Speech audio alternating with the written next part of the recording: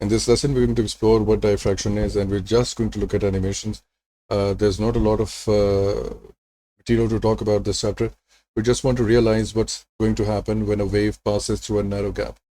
So first, we need to realize what is a wavefront, right? So we visualize wavefronts like this if you view them from the top. Now, why do we see them like this? Let me show you an animation for this, why it's happening this way. So let's say these are circular wavefronts that we see in a ripple tank, okay? Just in a moment, you will see that the view will change, and you will see that what these wavefronts actually are and what the view looks like from the side. So over here, we can see that the view has been changed to this direction, to this orientation, and you will see that this is what the waves actually look like. These are the crests and the troughs of the wave that you visualized before in this orientation, okay? But now we see them in this orientation. So we realize that the wavefronts that we draw in our notebooks and our notes are actually like this one. So these are those wavefronts. In the video, in the animation that I've shown, they are actually circular in nature. So let's say that when these wavefronts actually pass through a narrow gap, diffraction actually says that the wave actually is going to bend when it passes through a narrow gap. Okay, so what happens when it passes through a narrow gap? So if the wavefronts are like this, and if they're moving like this, the wave is going to bend in circles like this. And for this one, there is actually a condition for this to actually happen. So what are those two conditions? What are the conditions that we need to see, or we generally need to observe? So what if that the wavelength is much greater than the gap width?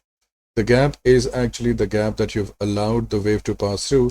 So for example, if this is the wavefront that is actually moving through or wants to move through, this is the wavelength and this is the gap width, which is much greater.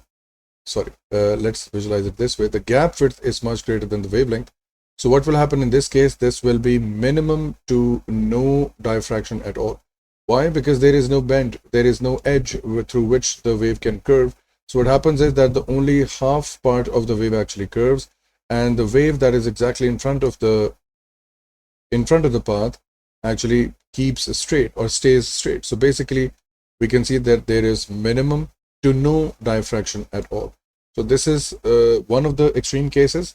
The other extreme case would be in this scenario when the gap width is 0, when there is no gap, or you can say that the gap width is much less than the wavelength itself, which means that the gap is so small in comparison to the wavelength that is being introduced. For example, the wave is being introduced like this one, and this is, let's say, the wavelength. The gap is so small in comparison to the wavelength that it is almost equal to 0.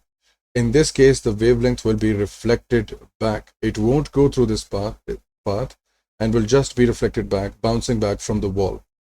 Let's discuss the third case in which the diffraction actually occurs, and for this situation, the wavelength should be exactly equal to the gap width. And if this happens, this observes maximum diffraction. And we see maximum bending of waves when it passes through a narrow gap. So let's say this is the gap, and these are the wavefronts of the wave that are coming towards this. We can see that the wavelength and the narrow gap are roughly the same distance, roughly the same length. And after this, when wave passes, the wavefronts completely become circular. This bending of wave, or you can say the spreading out of the wave like this, is basically known as diffraction. So let's see an animation of this as well, what it looks like. So these are our wavefronts that we've just discussed. These are our wavefronts, right? If we were to observe this from the side, what would this look like? This is going to be the crest, this is trough, this is crest, this is trough, and so on and so forth, which we saw in the first visualizations. So let's clear this out. Okay. Let's play this animation and see what happens.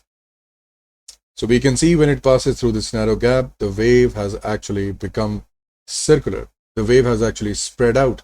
So what has happened over here? What has happened in this scenario? You see, we introduce wavefronts like this.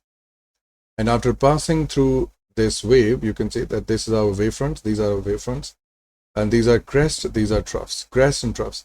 So they actually start bending when they pass through this narrow gap like this.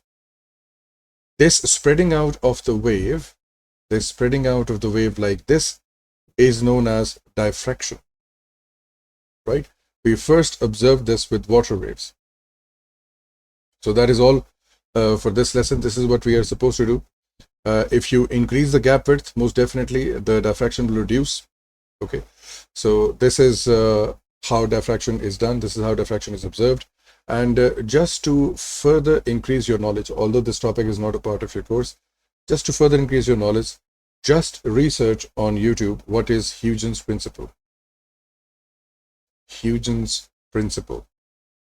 In this, you will see why this is happening, why these wavefronts are actually forming.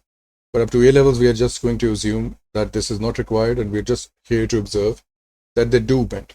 That's all.